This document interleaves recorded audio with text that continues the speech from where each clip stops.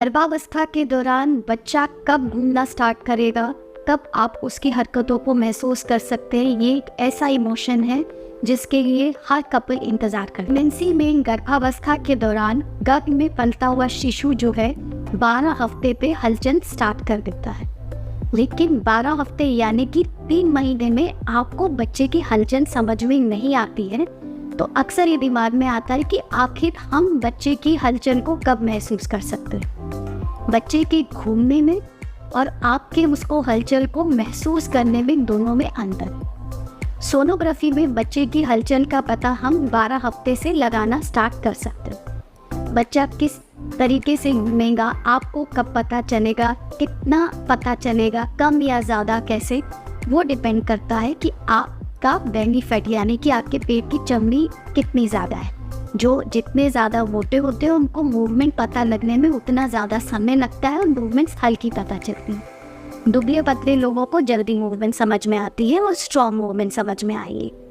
Placenta आवल की position क्या है? अगर प्लेसेंटा इंटीरियर ही यानी कि बच्चेदानी की आगे की दीवार पर चिपका है तो ऑब्वियसली बच्चे की मूवमेंट्स पेट तक आएंगे, आपको समझ में आएंगी, उसमें थोड़ा सा समय लग सकता है, बशर्ते कि प्लेसेंटा की पोजीशन पोस्टीरियर।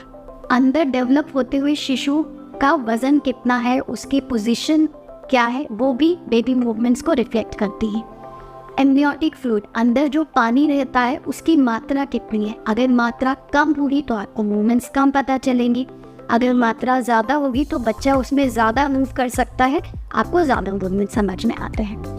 तो अगर आप पहली बार माँ बन रही हैं, फर्स्ट टाइम मदर है, तो आपको बेबी मूवमेंट्स महसूस होने स्टार्ट होते हैं 5वें महीने पे या कभी कभी 6वें महीने की शुरुआत में, यानी कि 22 to 24 वीक्स के आसपास। लेकिन अगर आप पहले माँ बन चुकी हैं, अब नेक्स्ट टाइम जब आप प्रेग्नेंट हो रहे हैं तो आप थोड़े से एक्सपीरियंस्ड हैं। जो हमारे पेट की मांसपेशियाँ होती हैं वो थोड़ी सी लूज हो चुकी होती हैं। ऐसे में बेबी मूवमेंट्स जल्दी समझ में आते हैं, कभी कभी तो 4थे महीने में या कभी कभी 5वें महीने पे, यानी कि रफली 16 to 20 वीक्स में आप अगर सेकेंड या थर्ड टाइम मदर बन रही है तो आपको बेबी मूवमेंट समझ में आने लग जाता है। जब आपको बेबी मूवमेंट स्टार्ट होते हैं तो सबसे पहले महसूस होते हैं बेबी मूवमेंट नाभि के नीचे, क्योंकि बच्चा जो है हमारे पेल्विस से ऊपर निकलते हुए पेट की तरफ आता है, तो नाभि के नीचे हल्की बबली मूवमेंट्स आपको जो है स्टार्ट हो सकती है। और जब आपको मूवमेंट्स पता लगना स्टार्ट होता है तो एक आदत जो आपको शुरू से डालनी चाहिए वो ये कि आप अपने बच्चे की मूवमेंट्स के पैटर्न को समझने की कोशिश करिए, उनसे काउंट करने की कोशिश करिए। तो जब आपको एक पैटर्न समझ में आ जाएगा फिर उस पैटर्न को आप कंटिन्यूसली मॉनिटर करिए, क्योंकि ये पैटर्न जो है आपके बच्चे की हेल्थ को रिफ्लेक्ट करता है। अक्सर जो मैं एक सलाह देती हूँ फीमेल्स को कि आप खाना खाने के बाद आधे घंटे की वॉक करिए, वॉक करने के बाद आप 1 घंटा रेस्ट करिए।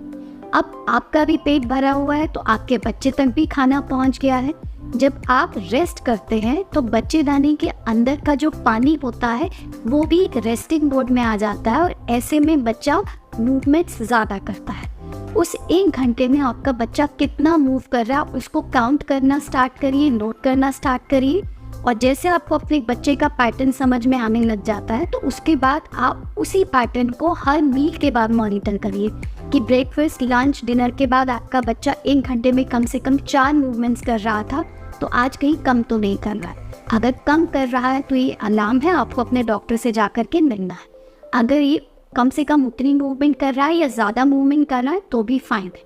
इस तरीके से बेबी मूवमेंट्स को ट्रैक करके आप अपने बच्चे की हेल्थ को मॉनिटर कर सकते हैं। दूसरी चीज़ जो आपको बेबी मूवमेंट्स में ध्यान देने की है कि अगर कभी बेबी मूवमेंट्स आपको कम लग रहे हैं तो एकदम हड़बड़ाते हुए पैनिक मोड में आपको नहीं आने। अगर आप अपनी दिनचर्या को उस दिन देखें कि आपकी रूटीन की दिनचर्या से क्या वो अलग रही, अगर आप परेशान हैं, आप ज़्यादा मूवमेंट्स में, हलचल में हैं, तो आपके बच्चे तक भी वो परेशानी पहुंचती है, तो हो सकता है उस वजह से मूवमेंट्स कम हो रही हैं। तो ऐसे में आपको कुछ खाना है, खासकर वो खाना जो आपको पसंद है। अगर मीठा खाएंगे तो और अच्छा है। इसके बाद आप अपने बेली पे कुछ टिकलिंग करिए या बच्चे से कम्युनिकेट, बातचीत करने की कोशिश करिए। फिर आप 1 घंटे का रेस्ट करिए। उस 1 घंटे के रेस्ट के दौरान आप अपने हाथ को अपने बेली पे सहला सकते हैं, बच्चे से बात करने की कोशिश कर सकते हैं और फिर आप देखिए कि उस 1 घंटे में कम से कम 3-4 मूवमेंट्स हो रही हैं या नहीं। अगर इस 1 घंटे के दौरान भी आपको बेबी मूवमेंट्स सेटिस्फैक्ट्री यानी कि संतोषजनक नहीं लग रहे हैं, इमीडिएटली आपको हॉस्पिटल जा कर के चेकअप कराना है। यही पैटर्न, एक इंटरेस्टिंग सी बात से मैं इस वीडियो को क्लोज करना चाहूँगी, यही बच्चे का पैटर्न जो है पैदा होने के बाद भी बना है। अक्सर आप लोगों ने देखा होगा कि डिलीवरी के बाद जो नवजात शिशु होता है उसको सुलाने के लिए आप क्या करते हैं, उसको बाजू में लेकर के हिलाते हैं। क्यों? क्योंकि जब बच्चा आपके पेट में होता है, आप घूम फिर रहे होते हैं, एक्सरसाइज कर रहे होते हैं, अपनी दिनचर्या में व्यस्त रहते हैं, तो बच्चेदानी के अंदर जो पानी होता है जिसके अंदर बच्चा पनपता है, वो पानी की मूवमेंट्स चलती रहती है और बच्चे को एक वो झूले जैसा फीलिंग देकर बच्चा अंदर सो जाता है।